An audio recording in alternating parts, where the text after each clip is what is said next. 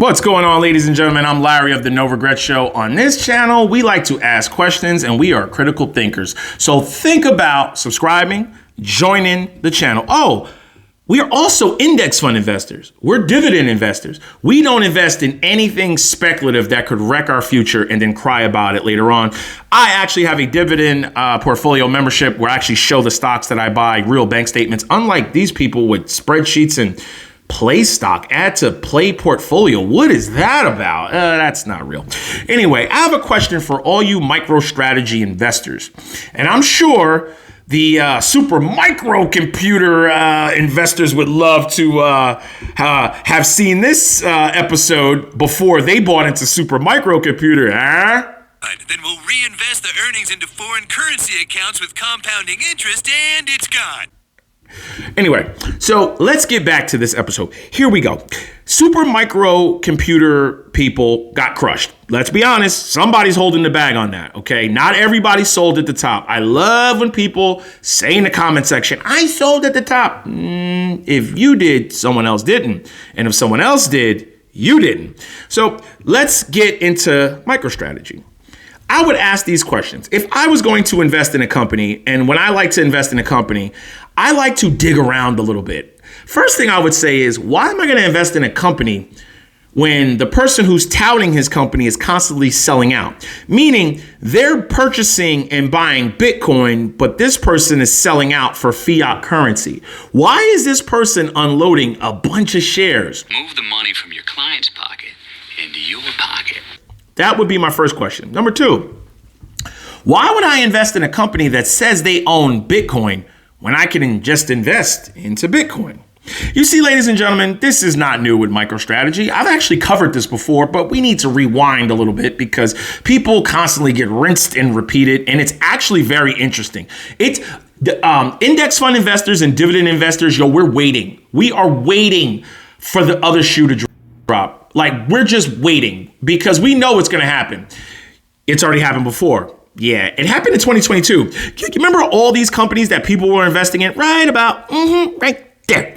Those were like Neo, Lucent, Rivian, a lot of your EV companies that was supposed to be the next Tesla. And then they went, yep, that's exactly what they did. Some people managed to sell out, and a lot of people lost a crap ton of money, okay? They lost a crap ton of money, and a lot of those people are still holding on to the wreckage and broken eggshells in their portfolio, while everybody else has been eating deliciously off of the S&P 500, the total stock market index fund, our dividend stocks that, that you can actually use, companies that have coffee. Yeah, they actually make things. Now, here's the thing, ladies and gentlemen. We've been here before with MicroStrategy. I would ask these questions. What do you think happened to these people right there? Yep, that was the dot-com bubble. Because MicroStrategy actually jumped on the dot-com technology revolution. People thought they were going to be the next Microsoft. Nah, they weren't. And let's see what happened 1 year later. Yep, little over a year later. Look at where your stock was. Because eventually people look for profits. As my man Benny Graham would say, who taught Warren Buffett, in the long term, the stock market is a weighing machine. In the short term, it is a voting machine. So let's look at 2 years later. Look at that. Now, if you were 18 years old, when that crashed, if you held on that whole time, now let's be honest, who's holding on for 20 plus years? You ain't holding on to that wreckage, that dog crap. Look at that whole stretch. What do you think those people were doing? Were they bag holding that whole time? Were they trading it? Were they waiting for it to come back? Yeah, you had to hold on to it to like 2016, 2017. What got popular back then? Bitcoin. And then it crashed. And then it ran up, and we are where we are today. So, ladies and gentlemen, history does not repeat itself.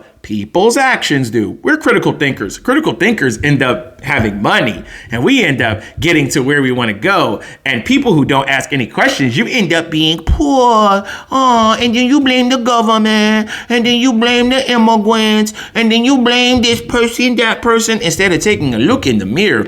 You can troll me all you want.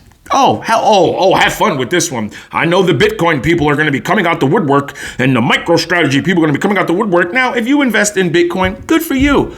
Invest in it and own it yourself. The same way, if you're going to own gold and silver, buy it, hold it yourself. Because guess what? If the poo-poo hits the fan, you will be able to grab your gold, your silver, your precious metals. You can leave the country and then you can sell it somewhere else. You won't be trying to hit the sell button and they freeze your selling of gold and silver commodities. You'll actually have your gold and silver in your pocket. So if Bitcoin is actually, is it used for anything? I wonder.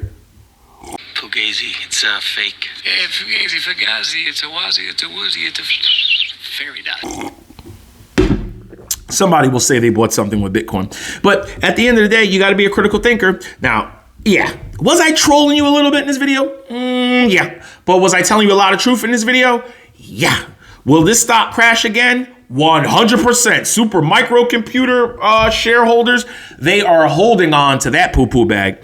I'm trying to help you out. You don't have to listen to me. I'm just a high school dropout from New Jersey. But if you actually want to see real stocks, real bank statements, real orders, real settle dates, a portfolio that's actually growing with companies that help this world,